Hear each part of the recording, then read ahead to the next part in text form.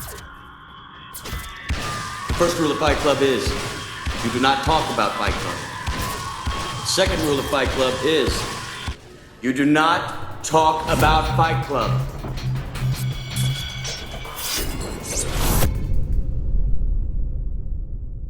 Welcome, ladies and gentlemen, I am SocioPsycho, and this is Mob Reviews, and today we'll be taking a look at Solarix, created by Pulse Tense Games, and it is a first-person stealth genre with a little bit of action here and there, and we're going to dive into how well it actually pulls that off, and what sort of features you can expect from your gameplay. Now, as always, we'll begin in the options menu. When we go into video settings, they have a large berth for screen resolutions, which is definitely appreciated. The FOV slider goes by 5s, which was a little annoying, as I prefer 94, not 95, and you think, well, it's just one off, but still, maybe it bugs you, maybe it doesn't. The graphical quality of the game is rather simplistic. It plays and feels like a game from the late 90s. That doesn't mean that the game is necessarily bad just because the graphics aren't exactly top tier, but it is something you should be aware of. It has a heavy layer of nostalgia in how it handles visually. There are some other issues which we'll go into when it comes to the performance later in the game. Now, in the audio settings, you do have the sound slider split up to different variables. It does have good music in the game, but the voice acting is rather lackluster. It comes over a broken radio transmission, more times than not, that really just lets down the player, and really hearing and flushing out any synergetic dialogue given with the actions that you're doing. The voice acting is not good, and it doesn't propel into a deeper sense of dread or terror or wonder or anything else. Of course, we'll go a little bit more into that when it comes to the story aspect. You do have controller customization, and all the controls are customizable, which I do appreciate, and you have gamepad if you wish to play with a gamepad. The game has also been running at 60 frames per second with no tearing, clipping, or crashing. I've not suffered any performance issues that are debilitating to the game. There have been one or two minor things which we'll go into. So first, let's start off talking about the story. As the game does say, it has a story-rich feeling and atmosphere. How much of that is actually true? Well, as I just previously stated, the voice acting is not done all that well. There are plenty of snippets of voice acting in the game when you pick up a radio log or some sort of item, or you progress across a certain threshold, a transmission will come in. These radio logs are split up in between 3 different categorizations. You have a evil presence and entity, which is apparently causing all the madness. You have the overmind of a ship computer, an AI, which is the sanity. And you have a certain logs of the top tier engineers or humans or whoever that were trying to deal with this outbreak and this virus. To say this game is story-rich is kind of a punch to the gut. The story is ripped directly from System Shock 2. Now, you do not need to know System Shock 2 or even had played it. And the developers will state that their encouragement while making this game was System Shock 2, which is an older game. But encouragement is the wrong word, for the story is basically the same. You have a couple of slight details, but it has the same feeling overall, the same atmosphere, the same dread, the same sort of playstyle mechanics. It's less like they took a inspiration of their own vision, their own hopes, their own dreams, their own creativity, and used the atmosphere world of System Shock 2. It looks more like they just tried to copy with some slight updated UI and slash their coat of paint on it. So the story elements in the game are not unique, they're not original, they're not tailored to the development of the game itself. And it's obvious because the game really hits hard on trying to wrap its content around the game with some obvious flaws affecting the large board of everything you do. You wake up or you arrive when you first play a game in a room. You don't know who you are, you don't know what's going on, and the game doesn't nurse you into telling you these things. While you do eventually come across a, hey, my name is Walton, and hey, there are things that I should try to avoid, and there's these infested, gone mad humanoids, and there's military that both want me dead. I should try to avoid them. The story lays itself out in front of you rather easily. but there's no connection. You don't know who you are, what you're doing, why you're there, why you're alive, why you're not infected, how you've survived, what is the point, what is the motivation, what is really the reason. There's no urgency, there's no desire or momentum. Hey, I woke up, I don't know where I am, I don't know who I am, I don't know what's going on, and there's things that want to kill me, but there's no overlying directive to say, I need to get the fuck off this planet. You blindly follow the commands of the supercomputer AI because it tells you that that's the right thing to do. There's no human-esque feeling to a character. There is no sense of self-preservation as the character. Yes, of course, you don't want to run right into the enemy and say, hey, eat me or whatever, but the underlying aspects of a story don't motivate to a character feeling like you're afraid. Now this ties in double heavily because you are an engineer, not a soldier. So as an engineer, not a soldier, you are expected to be afraid. You are expected to be unsure. You're also expected to be able to use engineer skills that a soldier would not. But the only implementation of the story telling you that you are not a soldier is the fact that you cannot pick up enemy weapons when they drop down. So as you progress through the game, you might find later on a weapon, you might not. As you stay with a small handgun and you can one-shot people from the dark, you are by class definition incapable of picking up the enemy machine guns that drop. It is not a first-person shooter. It is a stealth game in its very basic element. And while that itself can tie into the feeling of an engineer, that is all that it goes to. There is nothing else. You do not have specific engineer traits or skills or understanding of what's happening. You just woke up in this world and apparently you worked at this installation. It's on Mars or some orbital planet. It's not Earth. But you don't have any real idea of what's going on. There's no sense of familiarization. There's no sense of anything. It's as if you just get dropped in here. So not only do I have apparently amnesia and I'm blindly following, but there's no tools or tricks that an engineer specifically would have that you can use to progress through the game.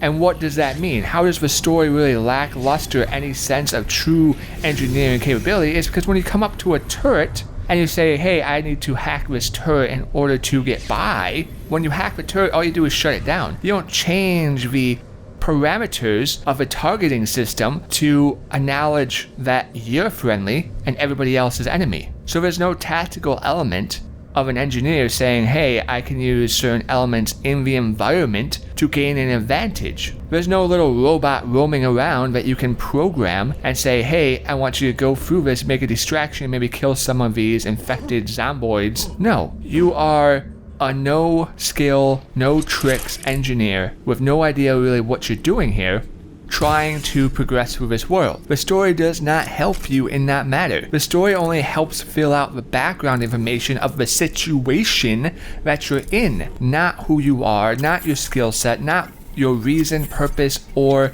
motivation for progressing, only what is happening. So the story, while it may be rich in atmosphere because it's stripped from an older game, in itself is not of value. It does not progress the player. It does not move the player forward.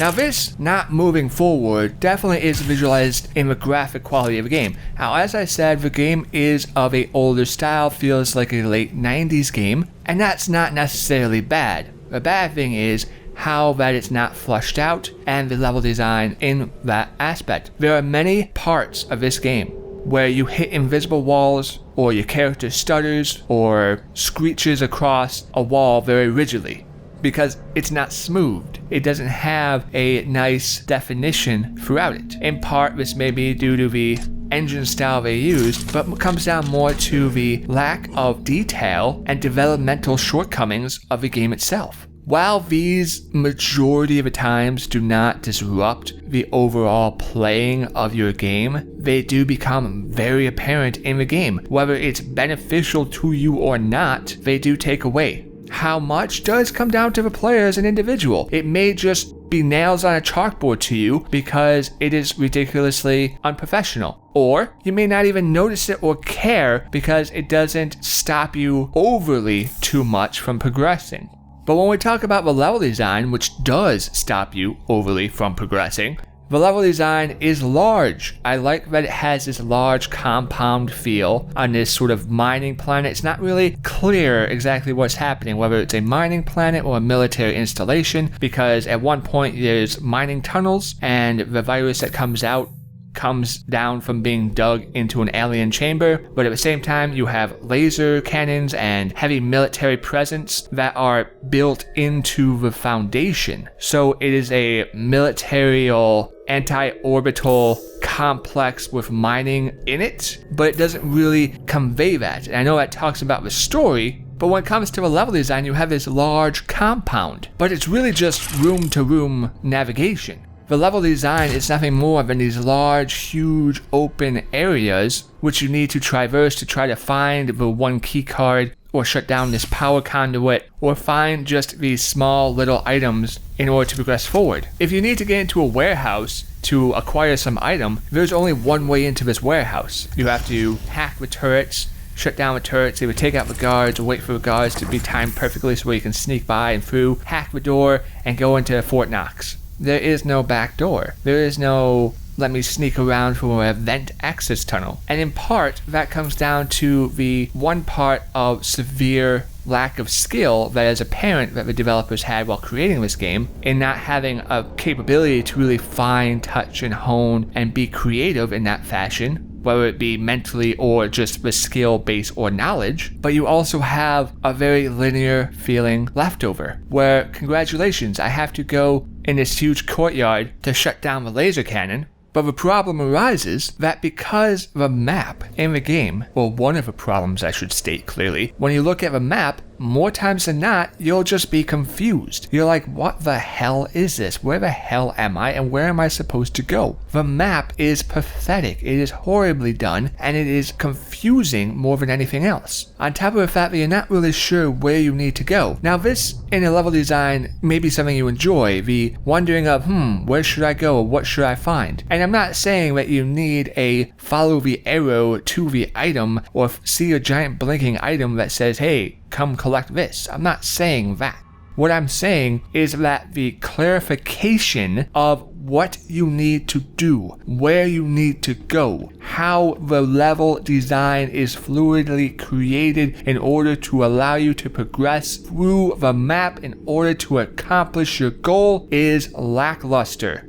There is more confusion upon where you need to go than anything else, which ties into the stealth area. When you're not sure exactly where you need to go due to bad level design and the game is stealth orientated, this means that you'll be spending more time trying to figure out where you need to go, which means if you're trying to be stealthy, you're going to end up wasting more time waiting for a patrol to go around you instead of sneaking by and feeling like you're progressing.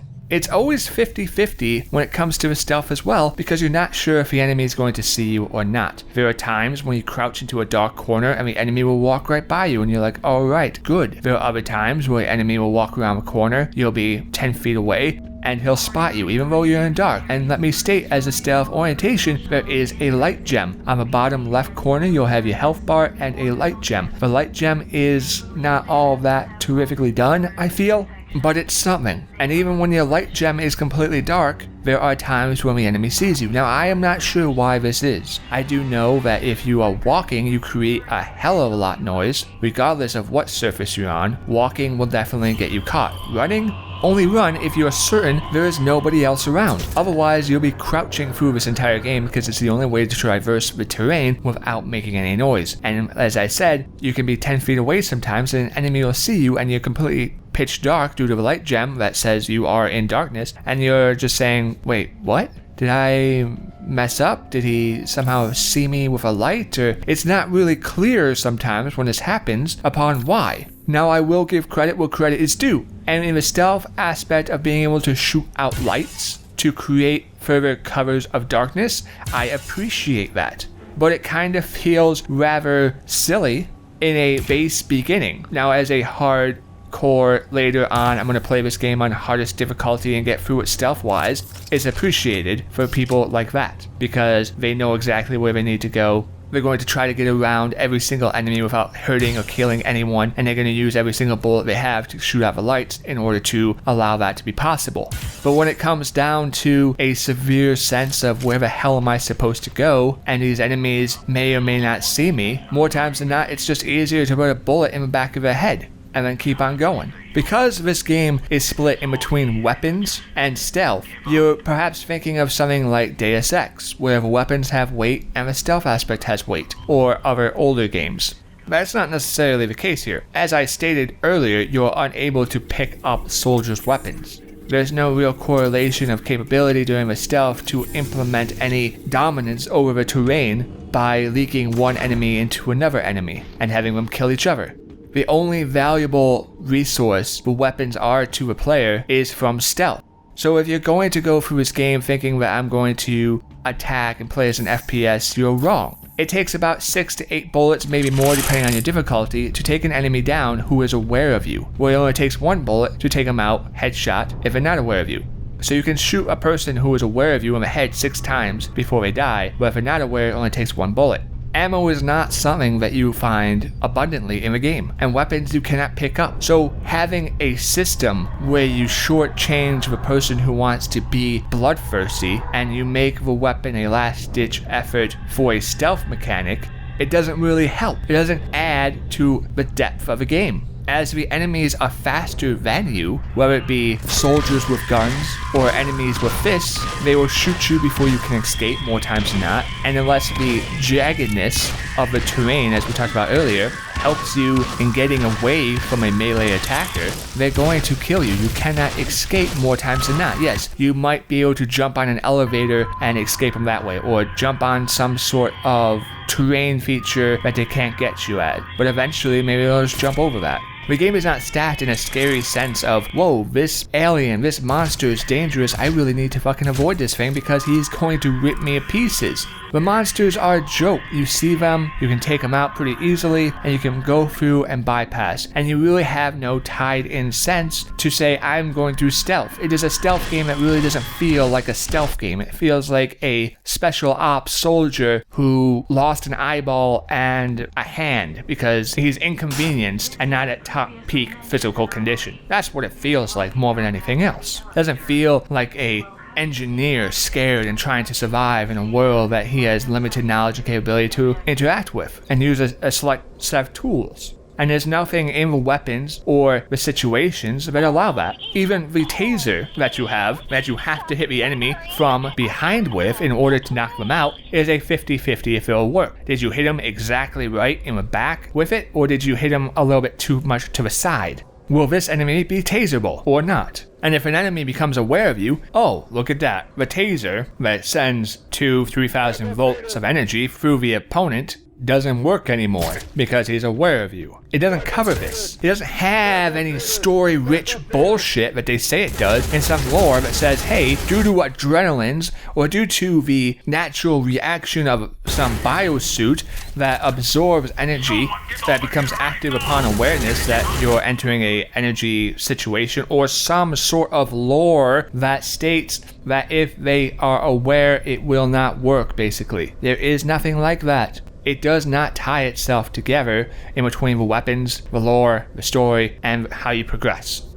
So at the end of the day, we have a story which is just mind-bogglingly empty. You have a stealth aspect and feel, which is lackluster, in part because the checkpoints upon where autosaves for you is, and has to be, very forgiving. The enemies don't instill any fear. It is a simple, oh, they saw me, now I'm dead, or oh, I better restart more times than not, because there is no getting away, there is no escaping, there is no, wow, these things are vicious, or these things are dreadful. The stealth offers no connection with the level design in making you feel like, hey, whoa, there are these soldiers, what are these guys about? They're crazy, they're insanely tough, I need to really avoid them. Whoa, what are these monsters? They're just wrecking these soldiers, which I was pissing myself over a second ago. Now these monsters are insanely tough. There's nothing like that because the game doesn't have any vision. The story ties into the stealth ties into the level design ties into the mechanics, and none of it works well with each other.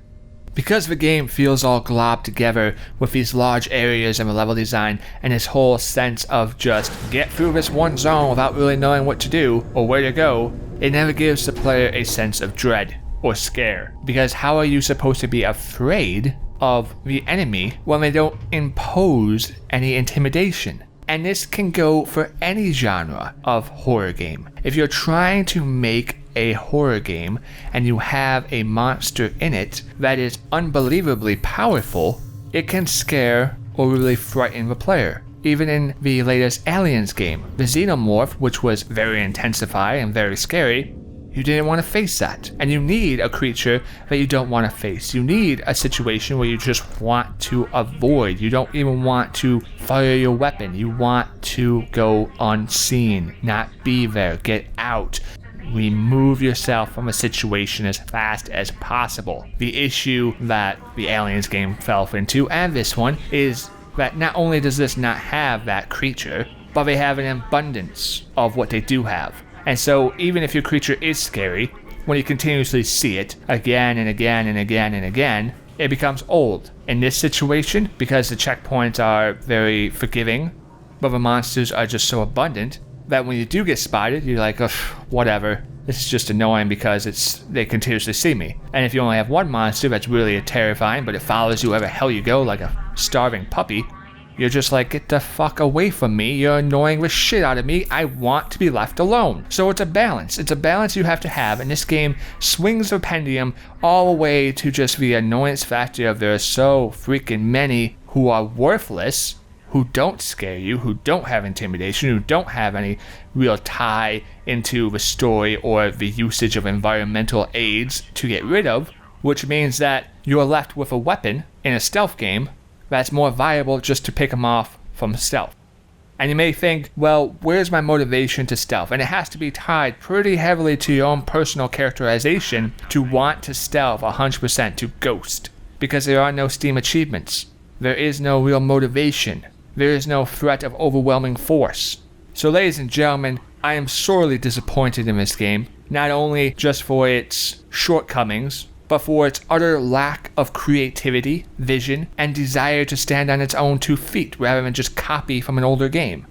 So I cannot recommend this game simply because of the fact that it does not respect your time. You get through so much with accomplishing so little and have nothing to show for it. Congratulations, you spent 2, 3, 4, 5 hours getting to X point in the game, which doesn't feel like you've progressed because you're still in the same sort of situations, the same sort of monsters, the same sort of environment, and there's no continuous buildup of holy crap, I need to get out of here. It looks more and feels more like a, well, this is inconvenient, I got left behind, or I missed the bus. If this game scares you, then just about anything in life scares you, and I feel sorry for you, because this is a joke. It's not heart-pounding, it's not terror-enriching. The monsters don't squeal and screech and claw and heavily breathe and say, "Ugh, I am going to eat you." They are like futuristic walking zombies and testosterone-filled marines. Oh my, how scary. Ladies and gentlemen, I have been SocioPsycho. This has been my reviews. I hope this has been a help to you, and I'll see you next time.